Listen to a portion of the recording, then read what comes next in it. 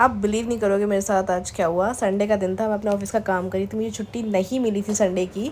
तो मैंने सोचा अपनी फ्रेंड से मिलके आऊँ, तो मैं लैपटॉप लेके चली गई थी उसके पास। फिर एकदम से प्लान बन गया हमारा दिल्ली घूमने का, लाल किला जाने का। हमने कैब बुक करी, रेडी हुए, एकदम मस्त मस्त बने, मैं, मेरी फ्रेंड और उसकी छोटी बहन। हम बैठे कैब में और हम गए।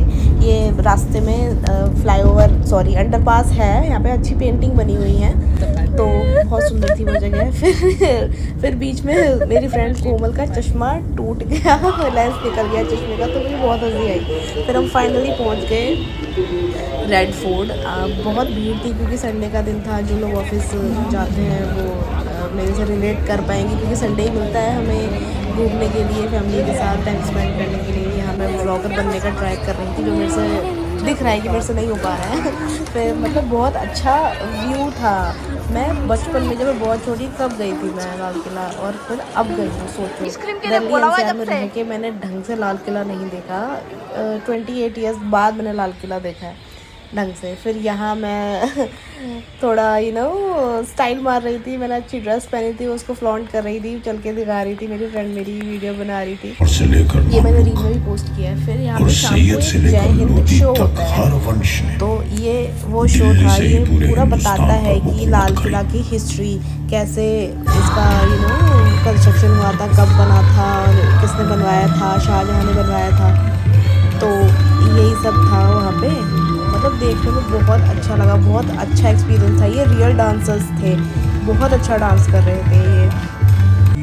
देन उसके बाद फिर हम थोड़ा, ये शो पहले तो थोड़ा चलना होता है, इंट्रोडक्शन होता है, फिर बाद में जाके सीट्स मिलती हैं, तब वहाँ बैठे, फिर वहाँ पे सब डांसर्स डांस कर रहे थे। किसी को नहीं मालूम था तो कि ये मतलब पूरा लाइट शो था। हर चीज़ जो भी वो होता है कि कैसे बना रेड फोर्ट, किसने बनाया, देन उस पर कौन सा मुग़ल सम्राट उस पे राज किया उसने, ये सब पूरी कहानी थी। तो बेसिकली यहाँ पे टिकट्स होते हैं। हमने जो थी 199 वाली टिकट ली थी, तो हम जो थे वो पीछे बैठे थे, और जो लोग 500 या 499 की टिकट लेते हैं वो आगे बैठते हैं, तो उनको ज़्यादा अच्छा व्यू दिखता है। हमें ये चीज़ पता नहीं थी। मेरी फ्रेंड यहाँ पहले आई थी, तो उसको यही लगा था कि 199 की टिकट मैक्स होती है, तो हमने ढंग से चेक नहीं किया। कोई नहीं, हम अगली बार जाके फिर से एक्सपीरियंस कर लेंगे आगे बैठ के। पर जितना भी हमने एक्सपीरियंस किया सब हमें बहुत अच्छा लगा।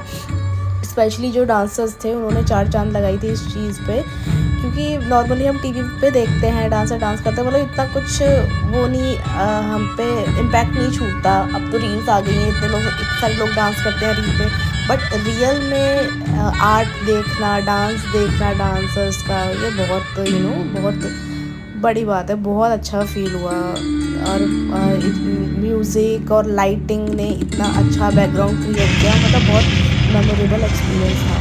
फिर ये बताया था कि पहले तो मुग़ल थे, फिर मुग़लों को हरा के जो है मराठाओं ने भी लाल किले पे राज किया था कुछ सालों में। तो अभी छावा मूवी भी देखी थी, तो उसकी याद आ गई कि कैसे औरंगज़ेब को हराया था। अब हरा नहीं पाए थे, मतलब एक तरीके से हरा ही दिया था उन्होंने। फिर उसके बाद ये जब जो सेना का फॉर्मेशन हुआ था, सुभाष चंद्र बोस ने किया था, ये तब का है। फिर ये तब की परफॉर्मेंस है जब इंडिया को आज़ादी मिल गई थी ब्रिटिशर्स से, तो ये डांस था।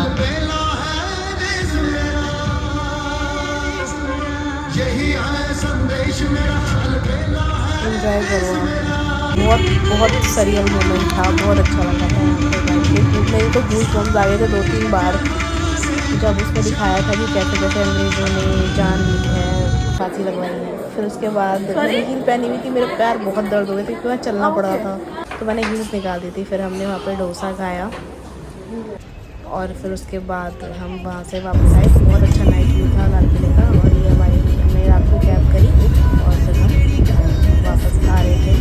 फिर रास्ते में जैसे पता नहीं क्या चीज़ थी, तो ये भी रिकॉर्ड कर